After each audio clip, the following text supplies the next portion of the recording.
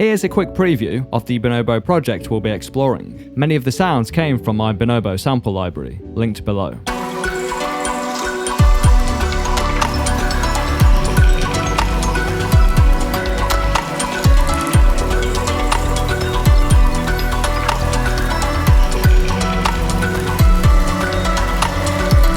Bonobo is known for his plucky synths, live instrumentation, and textural layers, all blending into a warm, organic sound collage. Cyrus reminded me of a melody I made earlier this year. I believe it was a deep house loop I transcribed and adjusted to add variation.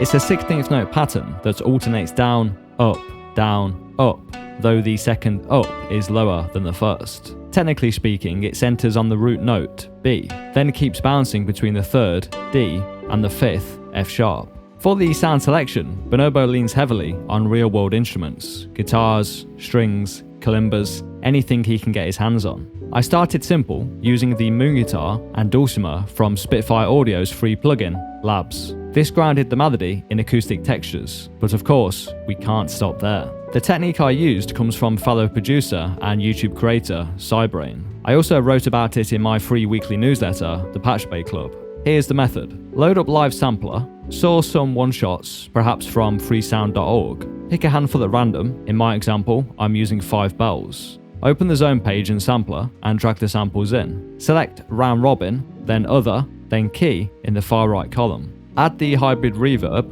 OTT, and the echo device. If that setup sounds a little confusing, don't worry. I've turned it into a free instrument rack you can drop straight into your session. Using this technique, I created a reversed bell sound,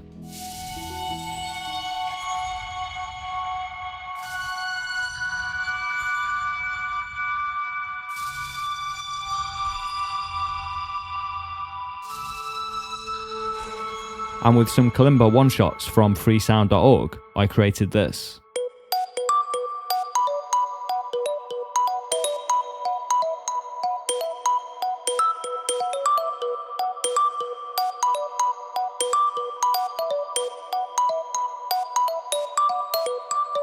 Because each note triggers a different one-shot, the result is something unpredictable, playful, uneven, alive.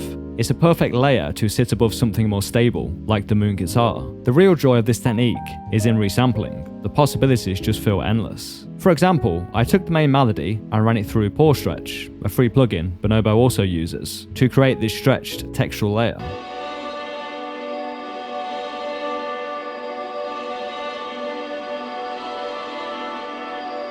With resampling, there's always a layer deeper you can go. The key is in following the thread until you uncover a fragment worth building a track around. Also, this entire project, along with a 1-hour uncut version of this tutorial, is available to channel members. I also used a lesser known but powerful free tool called photosynthesis to generate more bell tones.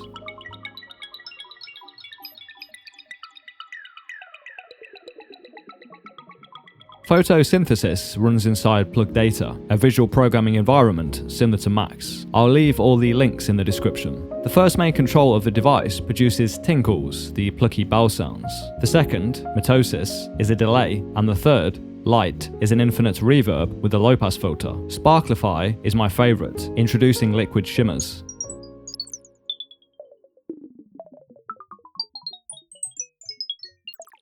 Using the rolling sampler, I resampled dozens of variations and scattered them throughout the project. Little high-pitched bell accents that hover over everything, like dust in sunlight. At the end of his Tape Notes interview, Bonobo mentioned his love for the Slate & Ash Kontakt Libraries. These things are pricey, but I picked up cycles and layered these sounds together.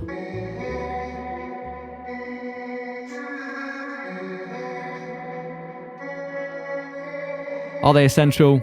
Not really, but it's worth highlighting Kontakt Libraries as a great source of material, especially when you're hunting for organic textures. There are plenty of free and paid options worth digging into. I've listed a few of my favourites in the description. I didn't add any individual plugins to these layers. Instead, I grouped them and sent the whole thing through a few effects: glue compressor, OTT, and some tape saturation. Here's an AB.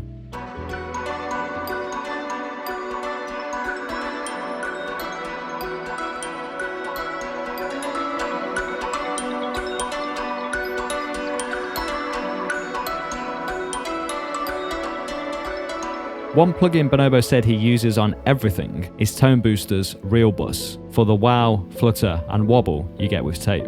If you don't own Realbus, no problem. I've made a free saturation rack using only stock live devices that replicates the wow and flutter. As for tape wobble, it's really just pitch drift, one of the most charming imperfections of analog. To mimic it manually, automate pitch bend or fine-tune controls either in the envelope or automation lane. Around 20 cents either way tends to be the sweet spot. Lastly, these Soothe plugins are just sidechaining everything to the kick and snare, nothing fancy. Now, when it comes to drums, Bonobo's approach, like Fortet's, is more of a palette than a pattern. No rigid structure, but reoccurring ingredients. Two of the big ones are textural drum layers and off-grid placement of percussion hits. Here's what I've built.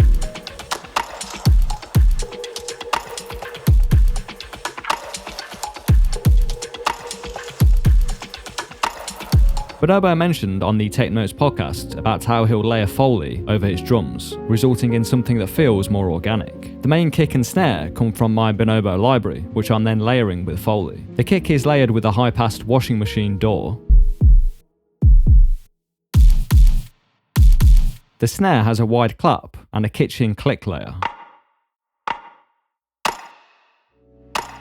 The percussion is a mix of one-shots and chopped loops, arranged in audio for that handmade feel.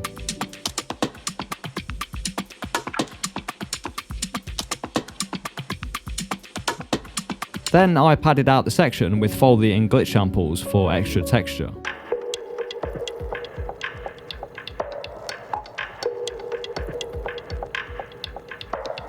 All of these sounds are sent to the drum group, which consists of a clipper, glue compressor, EQ to lift the highs, and more tape saturation. Here's an A/B.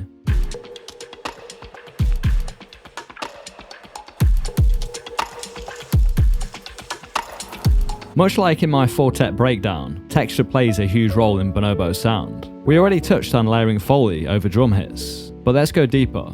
Here's what I've built.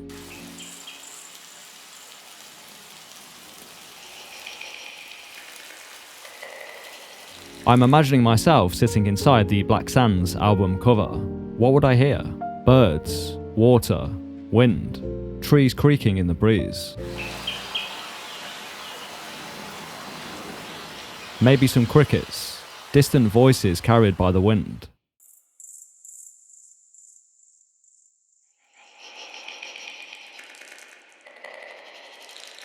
Vinyl crackle and steak sizzling away are just a couple of my staples. All of these sounds are slightly off the grid, and most of them are left in their natural state. I've added a low cut, some glue compression, and early reflections to the group, just to remove clutter, keep the level controlled, and push them back in the mix. Bonobo's bass lines often pair a sub-bass with a textured high layer, sometimes even acoustic elements.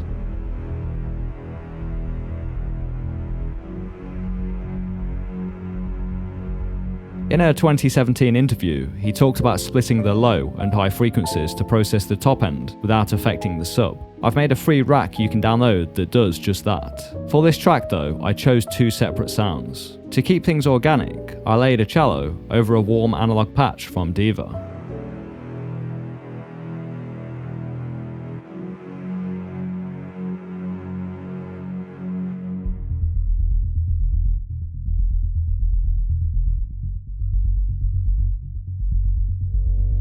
The group processing consists of a Soothe sidechain, ducking the bass to the kick, and a glue compressor, keeping the bass at a consistent level. The most interesting effect element is this ice crunch sound. I reversed it, ran it through Space Blender, and then into the Color Snap rack. Color Snap is similar to Pitch Map, but without the price tag. When you load it though, make sure to disable Auto Open plugin windows in Live's preferences, otherwise you'll be closing windows all afternoon. The other two effects are a heavily reverbed clap and a riser to transition between sections. This group uses the same processing chain as the textures, so I won't cover it again. If you'd like a longer exploration of Bonobo's sound, this project, along with a 1-hour uncut version of this tutorial, are available to channel members. For more insights into a similar production style, check out this video where I break down the sound of Fortet. Thank you for watching.